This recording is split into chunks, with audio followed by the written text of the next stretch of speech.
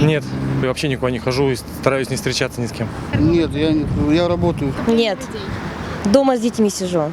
По возможности нет, потому что, в принципе, все маленькие магазины есть у нас в районе, а ехать в большие – это только подвергать себя лишней опасности. Нет, стараюсь из дома сейчас не выходить. Нет, в торговые центры сейчас не ходим, так в основном быстренько где-то скупились. В театры тоже не ходим в связи с этой ситуацией. Ну так в основном дом, работа. Стараюсь, нет. Стараемся выполнять все мероприятия, те, которые рекомендуем сами людям. Не подходить друг к другу больше, чем на метр.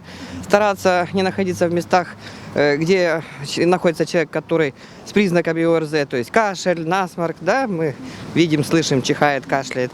Вот. Использовать средства индивидуальной защиты, маски, перчатки, по возможности можно даже очки. И, соответственно, это чтобы всегда с собой был какой-нибудь баллончик с аэрозолем, который дезинфицирующего характера.